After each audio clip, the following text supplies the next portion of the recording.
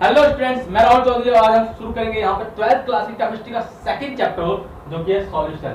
ठीक है, और इस लेक्चर में आज हम दो टॉपिक कवर करेंगे। पहला इंट्रोडक्शन ऑफ सॉल्यूशन, जहाँ पर हम ये सीखेंगे कि सॉल्यूशन क्या है, सॉल्यूशन किससे बना होता है और सॉल्यूशन के पार्टिकल्स का मॉलिक्यूलर साइज कितना होता है वगैरह वगैरह। ठीक है, और दूसरा टॉपिक जो हम यहाँ पे कवर करेंगे वो करेंगे टाइप्स ऑफ सॉल्यूशन। ठीक है, दूसरा टॉपिक टाइप्स ऑफ सॉल्यूशन, जहाँ पर हम ये सीखेंगे सॉल्यूशन कितने टाइप्स के होते हैं विद एग्जांपल। ठीक है ना, और आपको क्या करना है, आपको सही से सुनना है और उसको नोट डाउन करना है, हर एक टॉपिक को नोट डाउन करना है। ठीक है, ज्यादा लेंथी वीडियो नहीं बनाएंगे, छोटे छोटे लेक्चर डालेंगे जिससे आपको बोरिंग भी फील ना हो और आप उसको सही से समझ भी पाए। ठीक है ना, सो लेट्स स्टार्ट। सबसे पहले टॉपिक जो यहाँ पे हम कवर करने जा रहे हैं वो ये है introduction of solution. Introduction of solution, introduction of solution. यहाँ इंट्रोडक्शन ऑफ सॉल्यूशन मतलब सॉल्यूशन का परिचय। ठीक है ना, तो सॉल्यूशन क्या है, एक्चुअल में सॉल्यूशन है क्या, जो हम ये टॉपिक जो पढ़ रहे हैं, चैप्टर जो पढ़ रहे हैं, इसका मतलब क्या है। ठीक है, solution is a homogeneous mixture, हमने 9th क्लास में पढ़ा था। 9th क्लास के सेकंड चैप्टर में जो is matter around us pure, वहां पे हमने दो टॉपिक पढ़े थे, एक हेटेरोजेनस मिक्सचर और एक होमोजेनस मिक्सचर। ठीक है ना, सबसे पहली चीज solution is a homogeneous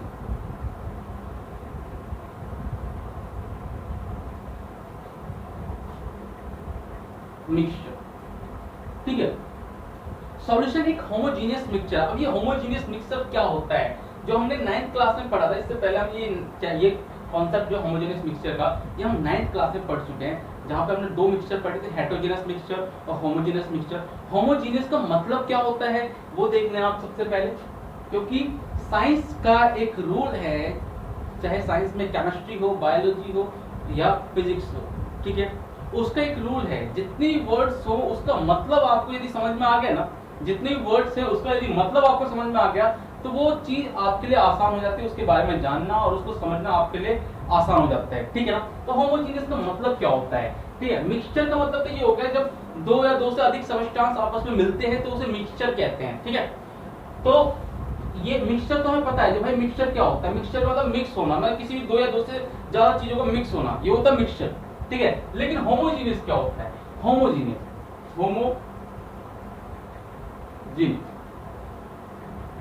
homogeneous का मतलब होता है सेम काइंड, सेम काइंड मतलब सेम काइंड का मिक्सचर, मतलब ऊपर से नीचे तक।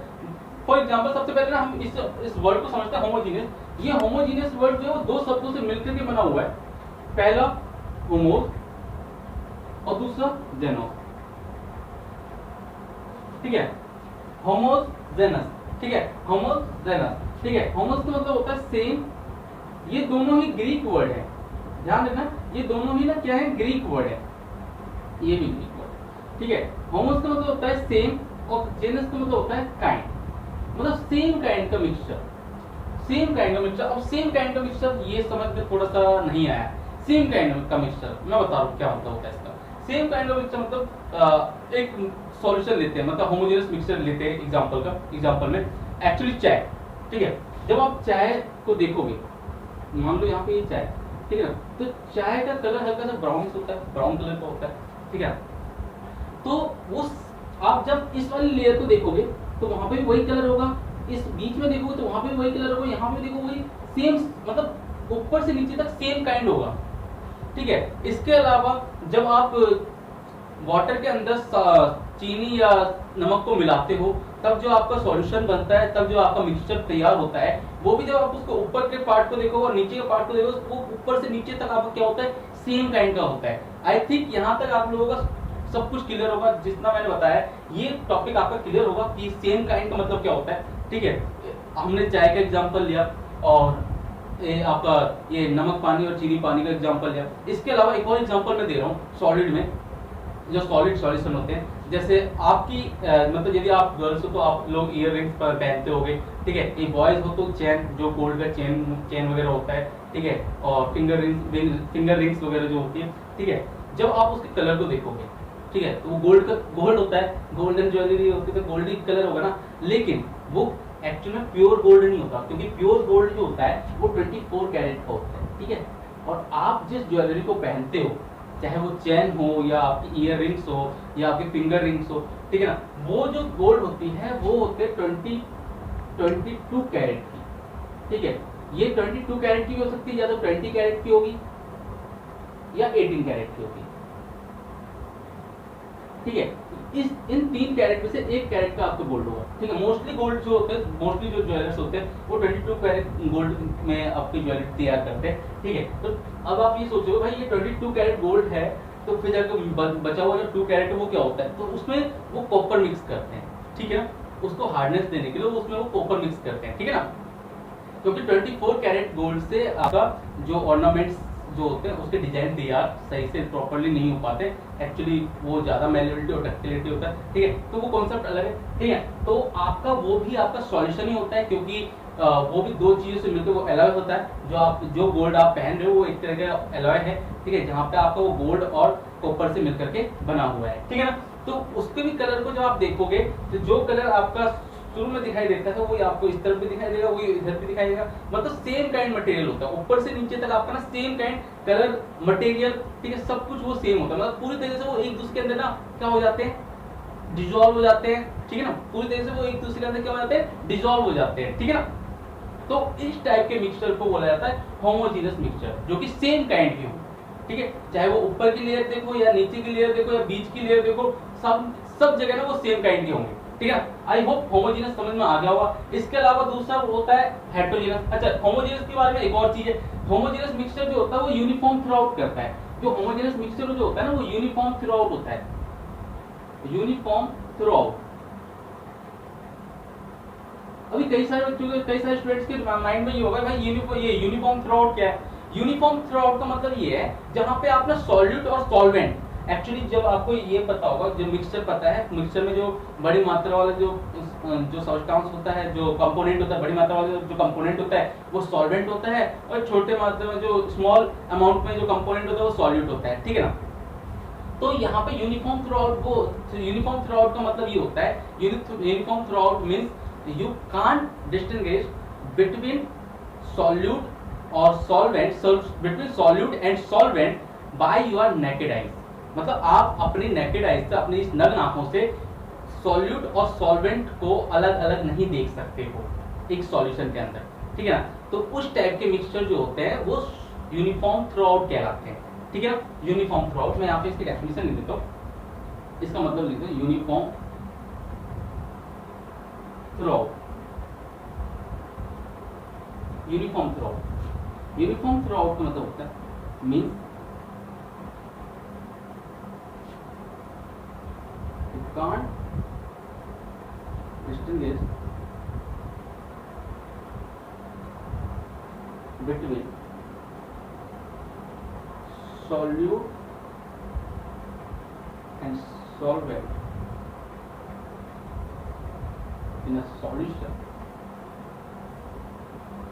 or mixture, ठीक है, by your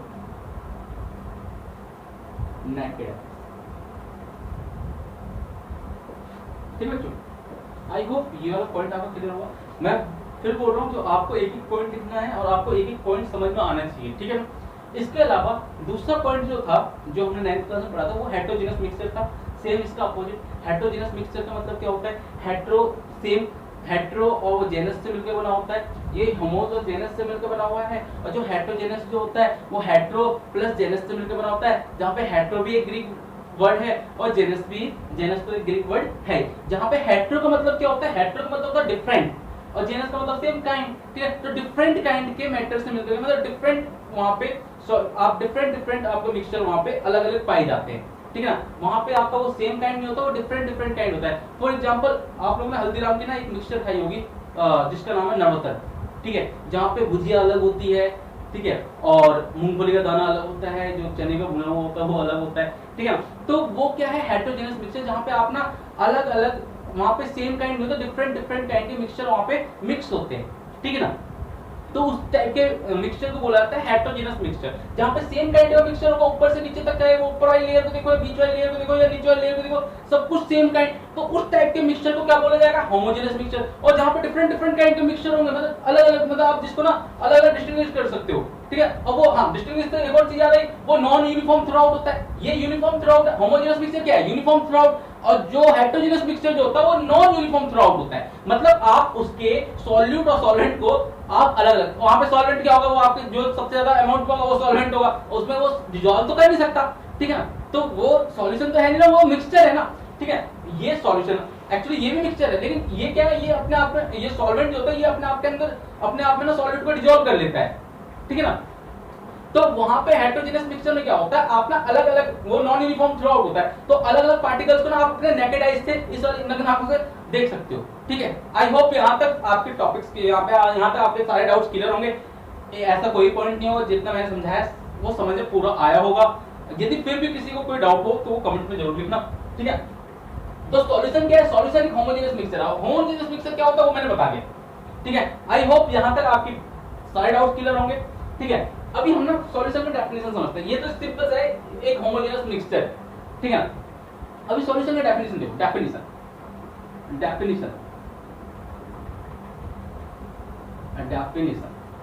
क्या है, solution is a homogeneous mixture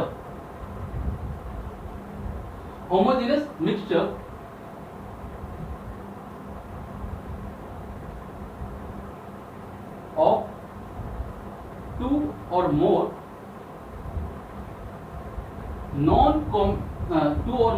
chemically non-reacting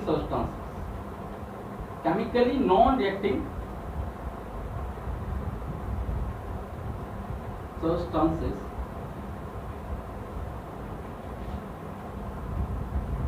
whose composition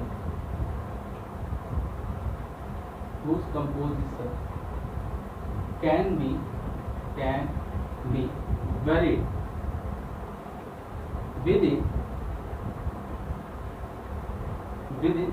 certain limit, ठीक है बच्चों। ये मैंने इसकी डेफिनेशन लिख दी है। डेफिनेशन क्या है, अब डेफिनेशन समझो, ठीक है। सॉल्यूशन एक होमोजेनस मिक्सचर है। अभी तक हमने समझा होमोजेनस मिक्सचर, ठीक है। होमोजेनस मिक्सचर क्या होता है वो हमने समझ लिया, लेकिन अब हमने डेफिनेशन के थ्रू ना हम और इसको समझने की कोशिश करते हैं, तो भाई हम और क्या बता सकते हैं होमोजेनस मिक्सचर मतलब सॉल्यूशन के बारे में, ठीक है। ये तो हमें पता है भाई होमोजेनस मिक्सचर सेम काइंड का होगा, यूनिफॉर्म थ्रू आउट करेगा, सॉल्यूशन जो है यूनिफॉर्म थ्रू आउट है, लेकिन उसके अलावा तो और भी चीजें होंगी उसमें, और तो खासियत होंगी, ठीक है। उस खासियत को समझते हैं। Solution is a homogeneous mixture of two or more chemically non reacting substances. अभी यहाँ पे मैंने बोला नॉन रिएक्टिंग सब्सटेंसेस, ये कौन सा बला अभी, ये कौन सी बला अभी, केमिकली नॉन रिएक्टिंग सब्सटेंसेस, अबे ये क्या है, ठीक है। अभी ये मन में घुमा, ठीक है। Non reacting substances, chemically non reacting substances, अब ये क्या है, ध्यान से सुनना बेटा। यहाँ तक तो आपने पढ़ा था, अभी यहाँ पे ये पढ़ा आपने, ठीक है। टू और मोर ये भी पढ़ लिया, ठीक है। टू और मोर मतलब मिक्सचर है भाई, तो दो या दो से ज्यादा चीज तो मिलेंगी ही मिलेंगी, ठीक है। होमोजेनस मिक्सचर, जब मिक्सचर तो दो या दो से ज्यादा चीज तो मिलेगी, लेकिन ये क्या बोला है, जो केमिकली नॉन रिएक्टिंग सब्सटेंस, यहाँ पे ध्यान देना। टू और मोर जो आपकी जो वहाँ पे जो सब्सटेंस जो है, टू और मोर जो सब्सटेंस जो आप वहाँ पे मिला रहे हो वो नॉन रिएक्टिंग होने चाहिए। एक्चुअली रिएक्टिंग सब्सटेंस क्या होते हैं, रिएक्टिंग सब्सटेंस ना आपने 10th क्लास में पढ़ा होगा, केमिकल रिएक्शन, जहाँ पे दो सब्सटेंस आपस में रिएक्ट करते हैं। तो जब दो सब्सटेंस आपस में रिएक्ट करते हैं ना, तो उसमें ना कुछ उस रिएक्शंस के बीच में ना कुछ चेंजेस देखने को मिलते हैं, चेंजेस ऑकर होते हैं, ठीक है। वो चेंजेस कौन से होते हैं, वो चार चेंजेस ऑकर होते हैं, मोस्ट मेनली चार चेंजेस ऑकर होते हैं। पहला चेंज इन कलर, ठीक है, सबसे पहला चेंज इन कलर, ठीक है। दूसरा चेंज इन टेम्परेचर, तीसरा चेंज इन स्टेट, और चौथा इवोल्यूशन ऑफ गैस। तो ये चार, जब कोई भी केमिकली रिएक्टिंग सब्सटेंस जब आपस में मिलते हैं ना, तो चार चेंजेस ऑकर होते हैं। लेकिन जब नॉन रिएक्टिंग सब्सटेंस आपस में मिलते हैं, तो वहां पे केमिकली आपके वहां पे वो चेंजेस देखने को नहीं मिलते हैं, ठीक है ना। जब नॉन रिएक्टिंग सब्सटेंस वहां पे आपस में मिलते हैं, तो ठीक है। तो जैसे आपने नोटिस किया होगा कि जैसे शरबत है, तो शरबत में आप जब शरबत को बनाने के लिए आप पानी लेते हो, फिर उसमें चीनी मिलाते हो, फिर नींबू मिलाते हो, लेकिन उसका कलर में कोई चेंज आता है क्या, नहीं। एक्चुअली जो जैसा कलर है ना, वो अपना कलर उसमें लेकर के आ रहा है ना कि वो दो चीजों के मिलने से एक अलग कलर बन करके आ रहा है। ठीक है, हमने रिएक्शन में क्या देखा था, जो रिएक्टिंग सब्सटेंस होता है, जो रिएक्टिंग सब्सटेंस होता है उसमें हमने क्या देखा था, जो भाई दो चीज आपस में मिलाई और तीसरी चीज निकल के आई, ठीक है ना, एक तीसरा कलर निकल के आया, ठीक है ना, जब पोटेशियम परमैंगनेट उसमें एक अलग ही कलर निकल के आता है, ठीक है, तो उसको साइड रखते हैं। तो उसमें इसमें क्या होता है, इसमें ना जो कलर है, जो उसका कलर है बस वही कलर मिक्स होगा, कोई तीसरा कलर मिक्स निकल के नहीं आएगा। अब मान लो जैसे आप चाय बना लो, तो चाय में क्या यदि रिएक्शन होता, यदि वो रिएक्टिंग सब्सटेंस होता, चाय पत्ती यदि रिएक्टिंग सब्सटेंस होती, तो हर किसी में कुछ थोड़ा बहुत अलग कलर लेकर के आता, ठीक है ना, लेकिन कलर सेम ही लेकर के आता है ना। और वो कौन सा कलर, जो अपना कलर वो छोड़ता है वही कलर लेकर के आता है। अब मान लो जैसे यदि उतना ही रिएक्टिंग होता, तो वो जैसे हम बिना दूध वाली चाय बनाते तो ब्लैक होती है, ठीक है, वो सेम कलर आती है, मतलब जो चाय पत्ती ब्लैक होती है तो वो ब्लैक ही कलर लेकर के पानी के अंदर वो ब्लैक हो जाती है, ठीक है। लेकिन जो हम उसमें दूध मारते हैं तो दूध जब उसमें डालते हैं तो ब्राउनिश हो जाती है, ठीक है, बहुत ही अच्छा कलर आता है, ठीक है, स्वाद भी बढ़िया निकल के आता है, ठीक है। तो वहां पे आपको ना रिएक्शंस निकल के नहीं आ रहे, रिएक्शंस निकल के आते हैं ना, यदि वहां पे रिएक्शंस होते हैं, ठीक है, तो वहां पे क्या होता, वो चीज एक्चुअली ना वो रिएक्शन नहीं, वो उसमें डिसॉल्व हो रही है, जो उसका कलर है ना वो पानी के अंदर और दूध के अंदर डिसॉल्व हो रहा है, ठीक है ना। और यदि रिएक्शंस होता तो दो चीजें आपस में मिलकर कोई तीसरा कलर छोड़ता, समझ में आ रही है बात, ठीक है। तो ये नॉन रिएक्टिव सब्सटेंस, ध्यान देना, जो आपका सॉल्यूशन जो होता है वो नॉन रिएक्टिव सब्सटेंस का मिक्सचर होता है, हमेशा ध्यान रखना, जो नॉन रिएक्टिव सब्सटेंस होते हैं उसका मिक्सचर, और ना ही इवोल्यूशन ऑफ गैस होती है। अब ये थोड़ी ना जो उसमें से गैसेस मतलब बुलबुले छूट रहे हैं, उसमें से धुआं सा निकल रहा है, गैसेस इवॉल्व हो रहा है, नहीं, थोड़ा बहुत तो अब थोड़े बहुत तो गैसेस तो इवॉल्व हो रहे हैं, जब कोई भी अपनी जगह कवर करवाएगा, जैसे चीनी मिलाते हैं पानी में, तो थोड़ा बहुत तो वो जब वो अपना जगह कवर करेगा तो इंटरमोलिकुलर स्पेस में जाएगा, पानी के इंटरमोलिकुलर स्पेस में वो अपनी जगह कवर करवाता है, तो ठीक है, तो वहां पर थोड़ा बहुत एनर्जी रिलीज होता है, लेकिन उतना ज्यादा नहीं होता, इवोल्यूशन ऑफ गैस नहीं होता, ठीक है ना, ध्यान देना, इवोल्यूशन ऑफ गैस नहीं होता, ठीक है। तो वो चार चेंजेस में से कोई सा भी चेंजेस ऑकर यहाँ पे नहीं होता, तो ये नॉन रिएक्टिंग सब्सटेंस से मिल करके बना होता है, ठीक है, दो या दो से अधिक केमिकली नॉन रिएक्टिंग सब्सटेंस से मिलकर के क्या बना होता है, सॉल्यूशन बना होता है, ठीक है। और उसके अलावा यहाँ पे एक पॉइंट और लिखा हुआ, हुज कंपोजिशन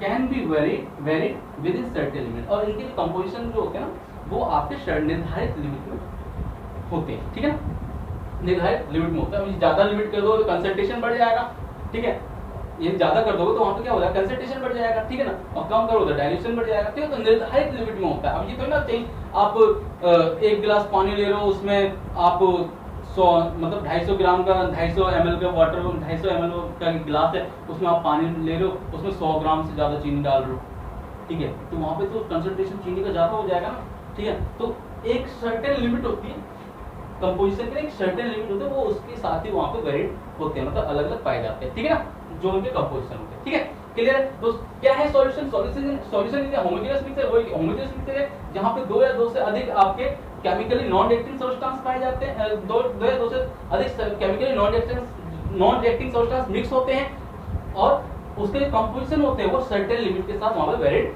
होते हैं, क्लियर है। आई होप सॉल्यूशन की डेफिनेशन आप लोगों को समझ में आई होगी, ठीक है।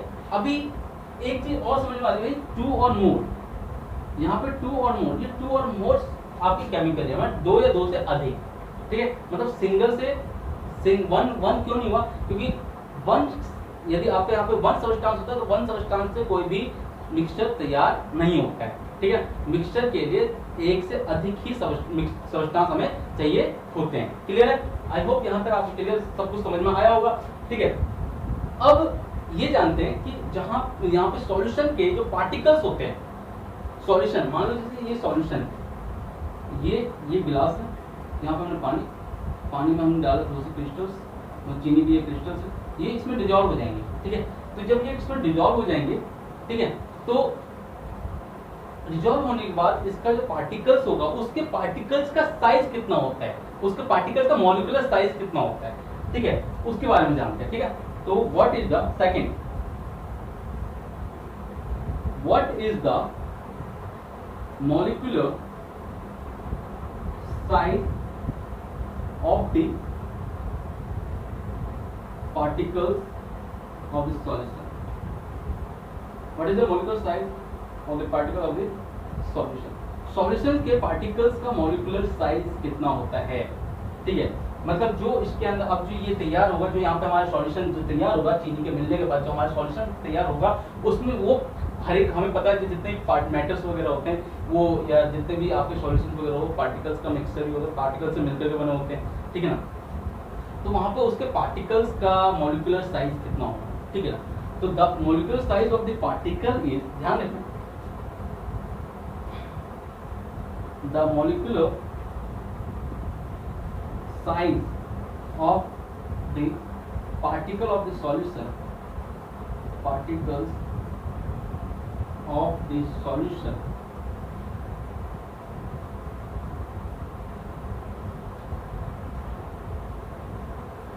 up to 10 की पावर -9 मीटर in diameter,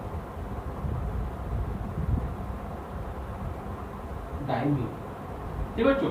यहाँ पे जो पार्टिकल्स का मॉलिक्यूलर साइज जो होता है वो 10 की पावर -9, मतलब बोले तो 1 नैनोमीटर, इसको ना आप ना 1 नैनोमीटर भी लिख सकते हो, ठीक है। 1 नैनोमीटर भी आप लिख सकते हो, 1 × 10 की पावर -9, ठीक है। 1 नैनोमीटर लिख सकते हो, 1 nm, ये n है, 1 nm, तो 1 × 10 की पावर -9 मीटर, ठीक है। That is the size of the particles, that is the size of the molecular, that is the molecular size of the particle of the solution, clear है। 1 10 की power -9 metre in diameter, हाँ diameter में होता है, ठीक है ना। जो ये जो साइज है ना वो इसका डायमीटर का साइज है, ठीक है ना।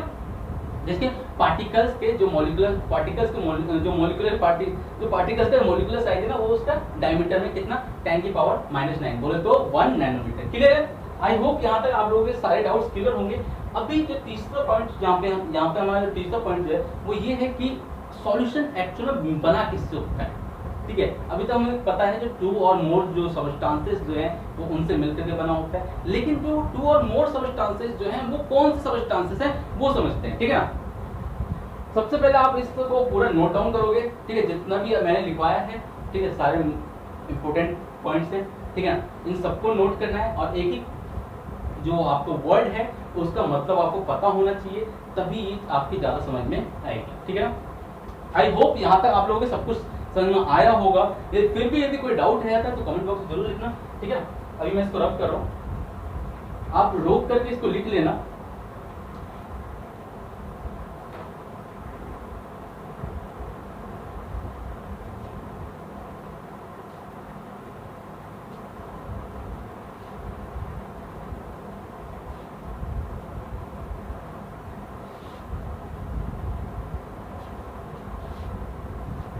ठीक है, तो इंट्रोडक्शन ऑफ सॉल्यूशन का जो अभी हम जो तीसरा पॉइंट समझेंगे वो ये समझेंगे कंपोनेंट ऑफ सॉल्यूशन। जो कंपोनेंट सॉल्यूशन के अंदर जो कंपोनेंट मिक्स होते हैं वो कौन से होते हैं। जो हमने 2 और मोर सबस्टांसेस जो पढ़े थे वो 2 और मोर सबस्टांसेस या कंपोजिशन वो कौन से हैं उसके बारे में हम समझेंगे, ठीक है। तो what is made up of solution, ठीक है। The solution is made up of, solution is made up of dash, question. Solution जो बना होता है वो डैश से मिलकर बना होता है, मतलब किससे मिलकर बना होता है वही हम यहाँ पे समझेंगे, ठीक है ना। तो देखिए आप, solution is made up of solvent, ध्यान देना, solution is made up of solvent, ध्यान देना, solvent and 1 or more solute, 1 or more solute dissolved in it।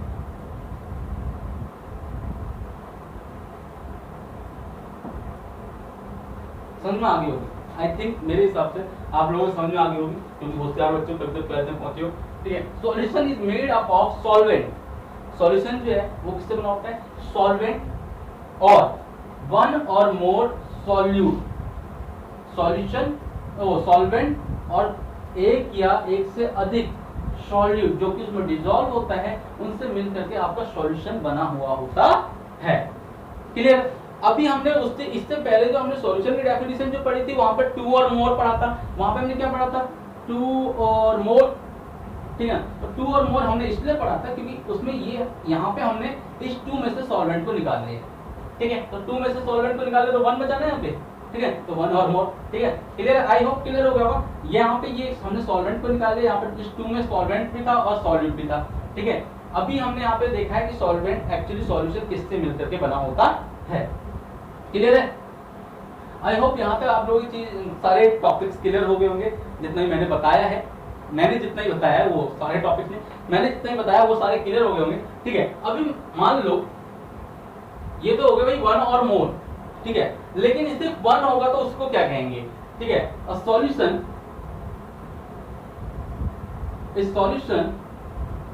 Is made up of solvent and only one solution, only solution no solute, only one क्या लिख रहा हूँ solute, ठीक है। यदि कोई सॉल्यूशन सिर्फ सॉल्वेंट और एक ही सॉल्यूट यदि उसमें मिला हो, ठीक है, dissolve in it, then it is called, that is known as binary, क्या बाइनरी सॉल्यूशन। तो वो बाइनरी सॉल्यूशन कहलाएगा। क्लियर बच्चों, यदि कोई सॉल्यूशन सॉल्वेंट और उसमें सिर्फ एक ही सॉल्यूट मिला हो, ओनली वन सॉल्यूट यदि उसमें डिसॉल्व हुआ हो, मतलब सॉल्वेंट में सिर्फ वन सॉल्यूट डिसॉल्व हुआ हो, यदि किसी सॉल्वेंट में सिर्फ वन सॉल्यूट डिसॉल्व हुआ हो तो वो बाइनरी सॉल्यूशन कहलाएगा, ठीक है। फॉर एग्जांपल के लिए आप शुगर वाटर के अंदर शुगर मिला दो, सिर्फ शुगर, ठीक है, तो वो बाइनरी सॉल्यूशन है। क्लियर है, आई होप क्लियर होगा आपका, कोई डाउट नहीं होगा। तो बाइनरी सॉल्यूशन किसे कहते हैं, समझ में आ गया आपको, ठीक है। इसके अलावा अब देखिए, इन a solution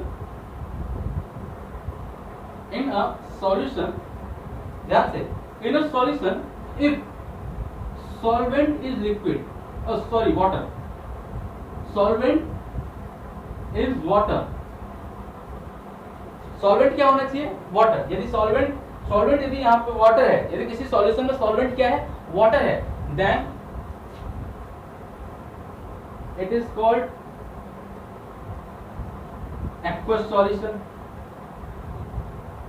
aqueous solution. Clear है, किसी सॉल्यूशन का सॉल्वेंट यदि वाटर होगा तो वो क्या कहलाएगा, एक्वस सॉल्यूशन कहलाएगा, ठीक है ना। सॉल्यूट कुछ भी हो, सॉल्यूशन का मतलब नहीं है सॉल्वेंट आपका वाटर होना चाहिए। क्लियर है, सॉल्वेंट यदि वाटर होगा, सॉल्वेंट लिक्विड नहीं वाटर होना चाहिए, ठीक है, लिक्विड नहीं, ठीक है। सॉल्वेंट क्या होना चाहिए, वाटर होगा, तो वो क्या कहलाएगा, एक्वस सॉल्यूशन। ध्यान देना, लिक्विड नहीं बोला मैंने, वाटर बोला है। सॉल्वेंट इज वाटर, लिक्विड और वाटर में अंतर है बेटा, ठीक है ना। ये लिक्विड कह सकते हैं, लेकिन ये इसे ना वाटर जो है ना वो लिक्विड का फॉर्म है, ठीक है। वाटर ये लिक्विड की फॉर्म के अंदर आता है, ठीक है ना। लेकिन हर एक लिक्विड ना वाटर नहीं होता। क्लियर है, इसे आप लिक्विड कह सकते हो, लेकिन हर एक लिक्विड को आप वाटर नहीं कह सकते, ठीक है ना। तो ध्यान रखना, यहाँ पे मैंने सॉल्वेंट में क्या ले रखा, वाटर, लिक्विड नहीं ले रखा। क्लियर है, नाउ नेक्स्ट सेम इसका opposite, in a solvent, in a solution, if solvent is not water, then it is called, बेटा थोड़ा सा राइटिंग को समझ लेना, then it is called non-aqueous solution, non-aqueous solution। Clear बच्चों, यदि किसी सॉल्यूशन का जो सॉल्वेंट है वो नॉन वाटर हुआ, मतलब वाटर नहीं हुआ, तो वो क्या कहलाएगा, नॉन एक्वस सॉल्यूशन कहलाएगा, ठीक है ना। ये इसका, ठीक है, then it is called non aqueous solution. Clear, I hope यहाँ तक आप लोगों के सारे टॉपिक्स यानी जितनी मैंने बताए हैं, फिर से जितने मैंने बताए हैं वो आप क्लियर होंगे। मैंने आपको यहाँ पे क्या क्या करवा दिया, पहला मैंने आपको इंट्रोडक्शन के अंदर मैंने जो करवाया है, मैंने आपको डेफिनेशन करवा दी, मैंने आपको पार्टिकल्स का साइज, पार्टिकल्स का मॉलिक्यूलर साइज बता दिया। तीसरा हमने सीखा solution is made up of, ठीक है ना, ये बताया। और इसके साथ साथ मैंने और भी ये 2-3 पॉइंट्स थे वो ही बता दिए। अभी हम अगला करेंगे इंपोर्टेंस ऑफ सॉल्यूशन। क्या इंपोर्टेंस ऑफ सॉल्यूशन, ध्यान सुनना, इंपोर्टेंस ऑफ सॉल्यूशन, ठीक है। शायद एक तो फैक्ट भी मिल जाए आप लोगों को, ठीक है। इंपोर्टेंस ऑफ सॉल्यूशन, नेक्स्ट सारे जितना भी लिखवाया मैंने वो नोट करते चलना, ठीक है, सारे बच्चे जितने लोग, ठीक है। और प्लीज चैनल को ज्यादा से ज्यादा शेयर करना, सब्सक्राइब करवाना, ठीक है। ये वीडियो अच्छी लगी, अदरवाइज मत करना। अभी next important of solution, important of, important बोल रहा हूँ, इंपोर्टेंट नहीं इम्पोर्टेंस, ठीक है। इम्पोर्टेंस, भाई चल क्यों नहीं रहा, चलना ही बंद हो गया। इम्पोर्टेंस अब इसमें निकालूंगा, ठीक है। आप इसे देख लो आप, importance of solution, importance of solution, देखना बच्चों। इम्पोर्टेंस ऑफ सॉल्यूशन मतलब सॉल्यूशन का सॉल्यूशन की महत्वता क्या है, मतलब हम अपने डेली लाइफ में जो उसको यूज करते हैं तो हमारे कैसे महत्वपूर्ण है, क्योंकि महत्वपूर्ण तभी रखेंगे जब हम उसे यूज करेंगे। अदरवाइज जब आप किसी भी चीज़ को यूज नहीं कर रहे तो उसको उसकी महत्वता आपको पता नहीं चलेगी। तो महत्वता तभी पूछी जाती है जब किसी चीज़ को आप यूज कर रहे होते हो, ठीक है ना। तो in our daily life we are using lots of solution, जैसे कि मैंने आपको बोल्ड का एग्जांपल दिया था, ठीक है। तो we are using lots of solution, ठीक है ना। तो यदि हम सॉल्यूशंस के बिना हमारे लाइफ में ना सॉल्यूशंस का ना बहुत ही ज़्यादा इंपॉर्टेंट रोल है। कैसे, जैसे मोस्टली बर्तन जो आप यूज़ करते हो, ठीक है, जैसे ब्रास हो गया, ठीक है, जर्मन सिल्वर हो गया, ठीक है, ये सारे क्या हैं आपके सॉल्यूशन है। जैसे ब्रास जो है, ब्रास मैं लिखवाता चलता हूँ, जैसे ब्रास जो है, और ब्रास क्या है, ब्रास जो है ना वो आपका किससे मिलकर बना होता है, ब्रास जो आपका बना होता है वो कॉपर और टिन से मिलकर बना होता है, कॉपर एंड टिन से मिलकर बना होता है, ठीक है, कौन, ब्रास, ठीक है। और जर्मन सिल्वर जो होता है, जर्मन सिल्वर किससे मिलकर बना होता है, कॉपर, सेम कॉपर टिन, ठीक है, कॉपर टिन, और इसमें ना एक चीज और मिक्स हो जाती है तब वो जर्मन सिल्वर हो जाता है। क्या मिक्स होती है, निकल, चलो निकल, ठीक है, वही आ रहा है निकल, ठीक है। तो कॉपर टिन और निकल जब मिलते हैं तो इससे क्या बन जाता है, जर्मन सिल्वर, ठीक है। तो ब्रास का बर्तन हो या जर्मन सिल्वर, तो ये काफी महत्वपूर्ण होते हैं हमारे डेली लाइफ में। हम इसका जो यूज करते हैं, साथ ही साथ हमने गोल्ड पढ़ा था इससे पहले, ठीक है। गोल्ड जितने भी ज्वेलरी वगैरह होती है सारे आपके क्या होते हैं, सॉल्यूशन ही होते हैं, वो आपके एक प्रकार के एलॉय है। तो ये भी आपका एलॉय है, और ये आपका गोल्ड जो होता है ये आपका 22 कैरेट होता है, ठीक है। जो आपके ज्वेलर्स जो अच्छे ज्वेलर्स जो रहते हैं वो 22 कैरेट होते हैं, ठीक है। और इसमें क्या मिक्स होता है, इसमें मिक्स होता है आपका कॉपर, 2 कैरेट जो मिक्स होता है वो आपका क्या होता है, कॉपर मिक्स होता है, ठीक है ना। तो ये भी आपका एलॉय है, ठीक है। तो इसका भी एक अलग ही इंपॉर्टेंस है आपकी लाइफ में, इन बर्तनों का भी एक अलग इंपॉर्टेंस है आपके। इसके बाद फ्लोराइड का देखना, फ्लोराइड, ठीक है। तो 1 ppm, ध्यान से सुनो, ये 1 ppm fluoride ions in water used for prevent tooth decay, ठीक है। मतलब 1 ppm का मतलब क्या होता है, मैं यहाँ पे लिखा रहा हूँ। ppm का मतलब समझना बेटा, ppm का मतलब होता है पार्ट पर मिलियन पार्ट्स, ठीक है, ऑफ फ्लोराइड आयन, ठीक है। पार्ट पर मिलियन होता है ppm का मतलब, पार्ट पर मिलियन, और इसके अलावा पार्ट्स ऑफ फ्लोराइड आयन, ठीक है। तो 1 ppm फ्लोराइड आयन जो होता है, 1 ppm fluoride ion in water use for prevent tooth decay. जो आपके टूथ में जो डीके लगते हैं, मतलब जो आपके जो दांत आपके सड़ जाते हैं, ठीक है, जो गड्ढे हो जाते हैं काले काले से जो होते हैं, तो उसमें आपका 1 ppm फ्लोराइड आयन यदि वाटर में मिला के आप उसका यूज करते हो तो वो आपको टूथ के डीके से बचाता है, प्रिवेंट करता है, ठीक है ना। लेकिन यदि हम इससे ज्यादा, यदि हम इसके 0.5 ज्यादा ले लें, 1.5, ठीक है, same 1.5 ppm fluoride ion in water, same. ठीक है, कितना लिया हमने? 0.5 तो बढ़ाया है, ज्यादा तो बढ़ाया नहीं, 0.5 ppm बढ़ाया ना। देखो अब देखो क्या चेंजेस आते हैं। 1.5 ppm फ्लोराइड आयन, देखो इसी बोलते केमिस्ट्री, मतलब छोटी छोटी, मतलब हल्के अमाउंट में बहुत बड़ा धमाका टाइप, ठीक है ना, इसी को कहते हैं केमिस्ट्री। ठीक है, मतलब मैजिक। ठीक है, तो 0.5 बढ़ाया, अभी देखना क्या होगा। ये आपके दांतों को सड़ने से बचाता है, ठीक है, लेकिन ये क्या करता है, 0.5 बढ़ा दो, 0.5 ppm बढ़ा दो फ्लोराइड आयन किसमें, वाटर में, और उसका यूज करो तो कॉजेज क्या करेगा, कॉजेज मोल्टेड, मोल्टेड मतलब मोल्टेड का मतलब होता है कलर्ड, मोटल, मोटल, मोल्टेड नहीं, मोटल, कॉजेज मोटल्ड, मोटल्ड का मतलब क्या होता है, colour, coloured tooth. 0.5 chloride ions आप वाटर में मिला दो तो उससे क्या हो जाएगा, मोटल टूथ हो जाएगा। मोटल टूथ मतलब कलर्ड टूथ हो जाएगा, मतलब आपके दांतों के ऊपर पीला पीला जो पीलापन जो आता है ना, वो उसमें यदि आपकी फ्लोराइड की, मतलब फ्लोराइड का मात्रा जो होता है पानी के अंदर यदि 1.5 ppm है, 1.5 ppm आयंस है, तो आपका जो ये आपको क्या करेगा, ये आपके दांतों को पीला कर देगा, ठीक है, कलर्ड कर देगा, ठीक है ना। तो ये इसका देखो छोटा सा चेंजेस और बड़ा सा धमाका। यहाँ पे देखो ये 1 पे क्या कर रहा था, 1 पे आपका 1 ppm फ्लोराइड आयंस क्या कर रहा था, टूथ डीके से आपको प्रिवेंट कर रहा था, लेकिन वहीं पे 0.5 बढ़ाया तो क्या करा, आपके टूथ को क्या कर दिया, मोटल्ड कर दिया, मतलब कलर्ड कर दिया, ठीक है ना। लेकिन थोड़ा सा और बढ़ते हैं ना, जब इससे ऊपर जाते हो, ठीक है, मतलब कंसंट्रेशन थोड़ा सा और बढ़ा देते हो, ये जब आपको पता होगा जितना भी जितना यदि सॉल्यूट यदि बढ़ता है तो वहां पे कंसंट्रेशन बढ़ता है, वो कंसंट्रेटेड और ऊपर जाता है, ठीक है। अब थोड़ा सा कंसंट्रेशन और बढ़ा दो, ठीक है, तो कंसंट्रेटेड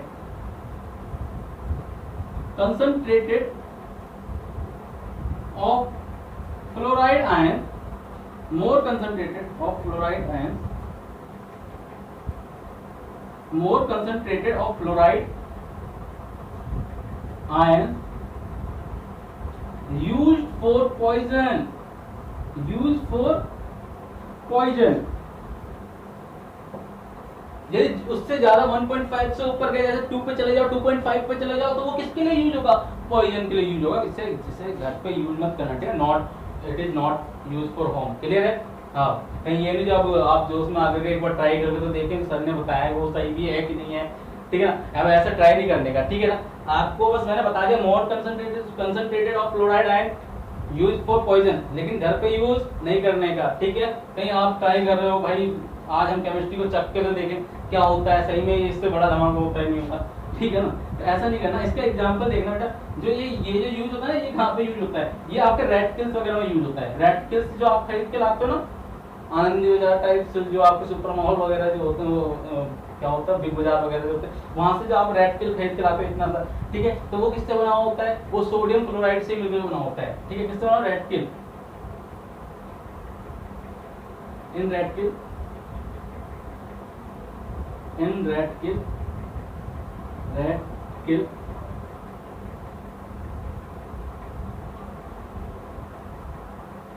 प्रेजेंट सोडियम फ्लोराइड, ठीक है। तो यहाँ पे फ्लोराइड है ना, तो ये फ्लोराइड ही मेन यूज हो रहा है, सोडियम तो उतना इफेक्ट करेगा नहीं, ठीक है। सो फ्लोराइड ही मेन यूज होता है आपका किसके लिए, पॉइजन के लिए, क्लियर है। आई होप यहाँ तक आपके डाउट्स क्लियर होंगे, और this is not use for home, clear है, ठीक है। जो उसमें आगे उसमें कौन, ठीक है। तो that is the importance of solution, clear है। और इसके अलावा और भी बहुत सारे इंपोर्टेंस होते हैं। अभी आपका चाय वगैरह जो भी है आप पीते हो, कॉफी वगैरह आप जब थके हुए होते हो तो पीते हो, हाँ, तो वो वही मोस्ट उसके लॉट्स ऑफ इंपोर्टेंस है, ठीक है। तो ये मैंने आपको कुछ मेन लिखवा दिए, ठीक है, और इसके अलावा और भी। अभी नाउ जो सेकंड टॉपिक जो है, यहाँ पे आपका इंट्रोडक्शन ऑफ सॉल्यूशन खत्म है, ठीक है। इससे ज्यादा और कोई पॉइंट्स नहीं होते हैं, ठीक है। और आई होप मैंने लगभग सारे पॉइंट्स करवाए होंगे, ठीक है। यदि किसी को कुछ और भी जानना हो इसके बारे में तो आप लोग सीधा कमेंट बॉक्स में लिखें, ठीक है। और वीडियो कैसी लग रही है इसको भी लिखें, क्योंकि ये फर्स्ट वीडियो है इस चैनल की, ठीक है। तो ज़्यादा से ज़्यादा आप समझ ही रहे होगे, मक्खन नहीं लगाओ, सच बोल रहा हूँ, ठीक है। यदि मैं जैसे आपको समझ में यदि आ रहा है तो वो भी बताओ, यदि समझ में नहीं आ रहा है तो वो भी आप वीडियो में जरूर बताएं, ठीक है ना। अभी हम सेकंड टॉपिक स्टार्ट करने जा रहे हैं जो कि है टाइप्स ऑफ सॉल्यूशन, ठीक है ना। क्या हम करेंगे, सब चालू, types of solution.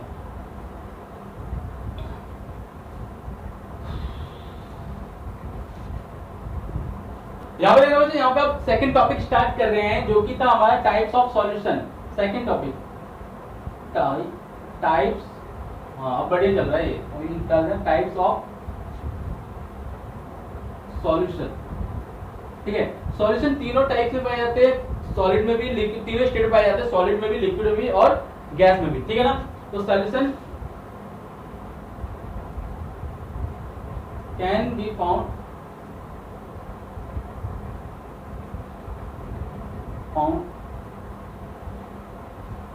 in three state: solid, liquid and gas. ये इन तीनों स्टेट में आपके क्या पाया जाता है, सॉल्यूशन पाया जाता है। तीनों स्टेट में आपका क्या पाया जाता है, सॉल्यूशन पाया जाता है, सॉलिड में भी और लिक्विड में भी और गैस में भी, ठीक है ना। अब तीनों स्टेट में जो आपका सॉल्यूशन पाया जाता है, तो इन तीनों स्टेट को क्या क्या बोलते हैं वो देखते हैं, ठीक है। तो पहले सॉलिड वाले स्टेट सॉल्यूशन को क्या सॉलिड वाले स्टेट को हम क्या बोलते हैं, solid solution. Second liquid solution, और तीसरा गैस सॉल्यूशन, ठीक है। अब इस यहाँ पे आप सही से सुनना, ठीक है ना, और उसको नोट डाउन भी करना। यदि सॉलिड सॉल्यूशन होगा तो सॉलिड सॉल्यूशन वो तब होगा, सॉलिड सॉल्यूशन वो कब होगा, सॉलिड सॉल्यूशन में आपका सॉल्वेंट जो होगा वो सॉलिड होना चाहिए, ठीक है। ध्यान से मैं इसको यहां पे लिख दे रहा हूं,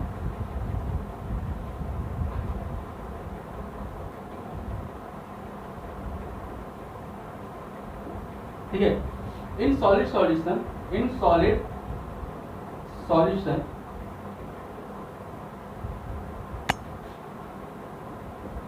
सॉल्वेंट इज ऑलवेज सॉलिड। ध्यान देना, हमेशा ध्यान देना। यहाँ पे सॉल्वेंट क्या होना चाहिए, सॉलिड, तभी वो सॉलिड सॉल्यूशन कहलाएगा, क्लियर है। Second, in liquid solution solvent is always liquid, ठीक है बच्चों। और यहाँ पे इन gas solution solvent is always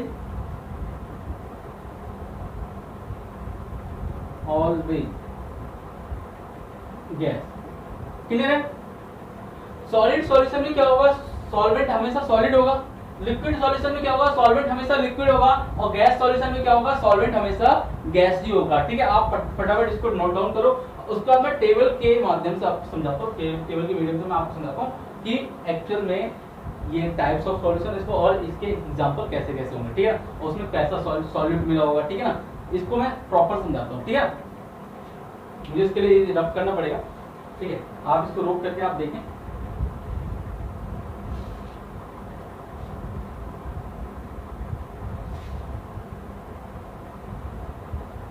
ठीक है।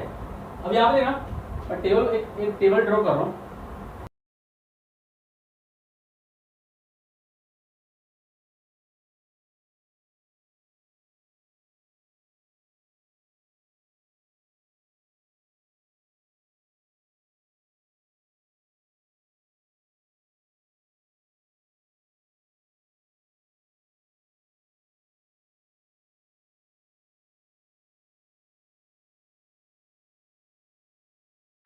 यहाँ पे देखो, अब मैंने इस टेबल को बना दिया है, ठीक है। अब ना यहाँ पे हम टेबल के माध्यम से, मीडियम से हम इसको समझेंगे टाइप्स ऑफ सॉल्यूशन, ठीक है।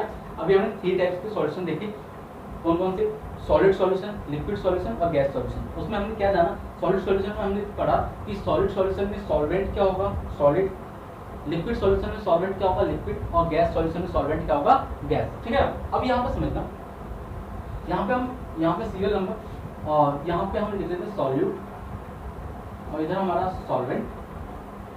ठीक है, यहाँ पे type of solution, type of solution पूरे लिख देते हैं और फिर यहाँ पे आपके एक एग्जाम्पल। ठीक है बच्चों, एग्जाम्पल के साथ करेंगे। ठीक है, अभी यहाँ पर सुनो, सबसे पहले हम ना सॉलिड लेते हैं। सॉलिड क्या लेंगे, सॉलिड। तो सॉलिड में ध्यान देना, सॉलिड में सॉल्वेंट क्या होगा, सॉलिड।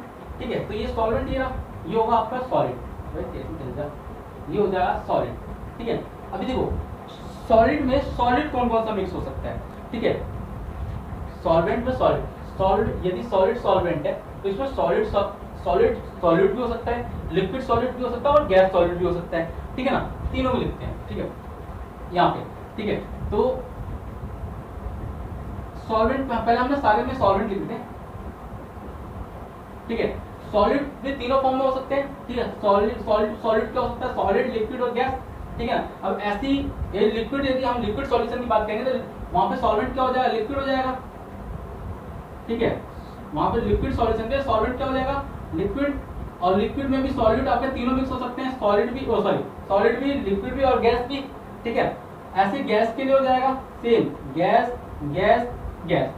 ठीक है, तो गैस सॉल्यूशन के भी 3 पार्ट और लिक्विड सॉल्यूशन के भी 3 टाइप और सॉलिड सॉल्यूशन के भी 3 अलग अलग टाइप्स। ठीक है ना, जहाँ पे टाइप ऑफ सॉल्यूशन क्या निकल के आता है वो हम अभी देखेंगे। ठीक है, सबसे पहले मैं इसको कराता हूँ। ये हो गया हमारे 1 सीरियल नंबर, यहाँ पे मैंने सीरियल नंबर लिख रखा है 1 2 3 4 5 6 7 8 9, टोटल 9 हो गए, क्योंकि हर एक सॉल्यूशन के 3 अलग अलग टाइप्स। क्लियर है, अब यहाँ पे समझो आप। सबसे पहले सॉलिड में हम ना सॉलिड को ही मिक्स करते हैं, मतलब सॉलिड को ना सॉलिड की जगह सॉलिड ही रखते हैं। ठीक है, क्लियर है, तो क्या आपका टाइप ऑफ सॉल्यूशन क्या होगा, टाइप ऑफ सॉल्यूशन होगा सॉलिड में सॉलिड। ठीक है, solid in solid, solid in solid. Clear है, अब इसका एग्जांपल सॉलिड में सॉलिड, तो जितने भी एलॉय हैं, जितने भी alloy, oil, all alloy, alloy जैसे ब्रास हो जाए, सिल्वर, आपका मैंने अभी जर्मन सिल्वर बताया था, जर्मन सिल्वर, इसके अलावा गोल्ड। ठीक है, तो ये सब क्या है, सॉलिड के अंदर सॉलिड मिक्स है ना। देखो यहाँ पे ब्रास में क्या था, कॉपर और टिन मिक्स था, इसमें क्या था, कॉपर, टिन और निकल मिक्स था, और इसके अलावा गोल्ड में क्या था, आपका गोल्ड और कॉपर मिक्स था, तो वो अलग, तो सॉलिड के अंदर सॉलिड था ना, तो टाइप ऑफ सॉल्यूशन क्या बन गया, सॉलिड इन सॉलिड। ठीक है, अभी लिक्विड में लाओ, यहाँ पे सॉलिड में आप लिक्विड लेके देखते हैं। ठीक है, तो टाइप ऑफ सॉल्यूशन क्या बन जाएगा, सॉलिड के अंदर लिक्विड, तो liquid in solid, liquid in solid, solid के अंदर क्या मिल गया हमारा, लिक्विड, तो लिक्विड इन सॉलिड। ठीक है, अब लिक्विड इन सॉलिड में क्या आ जाएगा, दैट्स ना लिक्विड इन सॉलिड, मतलब सॉलिड के अंदर लिक्विड का मिक्स होना, मतलब एक ऐसा जो सॉलिड बड़ा सा हो और वो एब्जॉर्ब कर रहा है लिक्विड को। ठीक है, अभी आपने क्या करा, जो ज्यादा मात्रा में चीनी ले ली और उसमें 1 गिलास पानी मिला दिया, तो क्या करेगा, सॉलिड जो है ना वो सारे पानी को अपने अंदर एब्जॉर्ब कर लेगा। ठीक है, तो वो भी एक एग्जांपल हो जाएगा, क्योंकि उसने क्या करा, सॉलिड ने अपने अंदर लिक्विड को क्या कर लिया, डिसॉल्व कर लिया। ठीक है ना, लेकिन एक केमिकली कोई एग्जांपल जो वैसे हो, जो बुक से रिलेटेड हो, तो उसमें क्या आ सकता है आपका, लिक्विड इन सॉलिड, तो वहां पे आपका होगा क्या होगा, liquid in solid, hydrated salt. Hydrated salt same नमक में, जो ज्यादा नमक का हो तो उसमें पानी यदि चला जाए तो वो हाइड्रेटेड सॉल्ट, वो ढेला बन जाता है ना, तो हाइड्रेटेड सॉल्ट, नमक अपने अंदर पानी को सोख लेता है, हाइड्रेटेड सॉल्ट। ठीक है, हाइड्रेटेड सॉल्ट। क्लियर है, आई होप यहाँ पे ये चीज क्लियर होगी। इसके अलावा एक और जो लिक्विड जो सॉलिड में होता है, एक और वो होता है आपका अमलगम। ठीक है, अमलगम आप लोगों ने सुना होगा, मरकरी का जो लिक्विड होता है, amalgam of mercury, amalgam of इसका मरकरी, Hg लिख लेते, अमलगम ऑफ Hg। तो अमलगम ऑफ Hg मतलब मरकरी का जो आपका जो मरकरी लिक्विड फॉर्म में होता है, इन इसमें किसके अंदर, इन सोडियम Na। ठीक है, आप इसको Na भी लिखो। ठीक है, amalgam of mercury in sodium. Clear है, तो ये आपके एग्जांपल हो गए इसका लिक्विड इन सॉलिड का। अब गैस ले लो, सॉलिड में हमने क्या ले लिया, गैस। ठीक है, तो ये क्या हो जाएगा, टाइप ऑफ सॉल्यूशन क्या हो जाएगा, गैस इन सॉलिड, क्या हो जाएगा, गैस इन सॉलिड। अब गैस इन सॉलिड में क्या होगा भाई, सॉलिड के अंदर गैस कैसे डिसॉल्व होगा, ठीक है, dissolving gas in minerals. Minerals जो होता है अपने अंदर गैस को क्या करता है, डिसॉल्व करता है, जैसे कैल्शियम, ठीक है, तो कैल्शियम को जब आप ऑक्सीजन में रखते हो तो कैल्शियम ऑक्साइड बनता है ना, तो ऑक्सीजन को अपने अंदर डिसॉल्व करते जब आप उसको भूनते हो, ठीक है, तो कैल्शियम ऑक्साइड होगा dissolve of gas in minerals. जितने मिनरल्स जो होते हैं वो गैस को क्या करते हैं, डिसॉल्व कर लेते हैं। क्लियर, ठीक है, तो आई होप ये तीनों पॉइंट्स आपको समझ में आया होगा। यहाँ पर dissolve of gas in minerals, जैसे कैल्शियम ऑक्साइड हो गया, ठीक है, वो ऑक्सीजन को अपने अंदर डिसॉल्व कर लेता है। क्लियर है, तो ये कौन सा सॉल्यूशन टाइप ऑफ सॉल्यूशन होगा, गैस इन सॉलिड। ठीक है, अब ऐसी ना हमें लिक्विड का करना है। अब सॉल्वेंट क्या है, यहाँ पे सॉल्वेंट क्या था, सॉलिड, और ये तीनों ही पार्ट किसके थे, सॉलिड सॉल्यूशन के। किसके पार्ट थे ये थे सॉलिड सॉल्यूशन। ठीक है, अभी अगले तीन पार्ट जो हम पढ़ेंगे वो पढ़ेंगे लिक्विड सॉल्यूशन, लिक्विड सॉल्यूशन, क्योंकि अगले तीन पार्ट जो हैं वहां पे सॉल्वेंट क्या है, लिक्विड है। ठीक है, इसमें ये क्या हो जाएगा, लिक्विड सॉल्यूशन होगा। अब यहाँ पे देखो सॉलिड सबसे पहले लोगे तो क्या बन जाएगा, solid in liquid, solid in liquid. अबे सबसे बेस्ट एग्जांपल इसका चीनी पानी के अंदर, ठीक है, बोलते हो तो शुगर इन वाटर। शुगर जो होता है वो आपका क्रिस्टल फॉर्म में होता है तो सॉलिड फॉर्म में होगा। ठीक है, तो शुगर इन किसके अंदर, वाटर के अंदर डाल दो, ठीक है, मिल जाएगा आपका सॉलिड इन लिक्विड। ठीक है, ऐसे दूसरा लिक्विड इन लिक्विड, ओहो ये बहुत ज्यादा कठिन है, liquid in liquid, liquid in liquid, चाहे जिसमें आपका वाटर भी लिक्विड होते हैं और मिल्क भी लिक्विड होता है, तो लिक्विड इन लिक्विड बहुत हार्ड है। ठीक है, लिक्विड इन लिक्विड बहुत हार्ड। तो लिक्विड इन लिक्विड में एग्जांपल दो, सेम एग्जांपल इसमें क्या आ जाएगा आपका, liquid in liquid, milk in water. ठीक है, इसके अलावा रुआफजा इन वाटर। क्लियर है। Third, gas in liquid, gas in liquid, gas in liquid. अच्छा ये देखो gas in liquid, gas in liquid ये थोड़ा सा ना आप यहाँ पे अटक जाओ, गैस इन लिक्विड ये आपने नहीं सुना होगा। ठीक है, एरेटेड ड्रिंक्स, ठीक है, अभी एक ये अलग नाम है एरेटेड, AERATED, सही हो, लिक्विड। एरेटेड लिक्विड क्या होता है समझना, जितनी भी आपकी सॉफ्ट ड्रिंक्स होती है उसको एरेटेड लिक्विड बोला जाता है। क्या बोला जाता है, एरेटेड लिक्विड। सॉफ्ट ड्रिंक्स को बोला जाता है एरेटेड लिक्विड। क्यों, क्योंकि उसके अंदर क्या होता है, जितना भी आपका जितने भी सॉफ्ट ड्रिंक्स होते हैं, चाहे वो कोक हो जाए या पेप्सी हो या स्प्राइट, ड्यू, जितने भी आप सॉफ्ट ड्रिंक्स देख रहे हो, उसका जो स्पेस जो छोड़ा जाता है, आपकी वो फुल बोतल नहीं होती, थोड़ा सा जब आप उस बोतल को जब देखोगे ना तो उसकी इतनी सी जगह जो होती है वो छूटी हुई होती है। ठीक है, उसके नीचे पूरा लिक्विड होता है, तो उतनी सी जगह में आपका ना कार्बन डाइऑक्साइड फिल किया जाता है। आपने ये चीज सुनी भी होगी कि कार्बन डाइऑक्साइड जो होता है वो आपके पेप्सी, कोका कोला वगैरह की ड्रिंक्स में कार्बन डाइऑक्साइड गैस जो होता है वो उसमें मिक्स होती है। ठीक है ना, तो उस लिक्विड को बोला जाता है एरेटेड लिक्विड, जहाँ पे एयर जो होती है, कार्बन डाइऑक्साइड जो होती है, कार्बन डाइऑक्साइड के फॉर्म में जो एयर होता है वो उसमें क्या होती है, मिक्स होती है। ठीक है, तो कार्बन डाइऑक्साइड इन लिक्विड, आप इसको ऐसे लिख सकते हो, CO2 इन पेप्सी, CO2 इन पेप्सी। क्लियर है, आई होप समझ में आ गया होगा। ठीक है, अब अगला देखो, ये तीसरा gas solution, gas solution, gas solution देखना बच्चों, सेम सॉलिड इन गैस क्या हो जाएगा, type of solution solid in gas. बाद में एग्जांपल देखते हैं, ये हो जाएगा लिक्विड इन गैस, हाँ लिक्विड इन गैस। और ये तीसरा हो जाएगा gas in gas, gas in gas, gas in gas, बहुत हार्ड।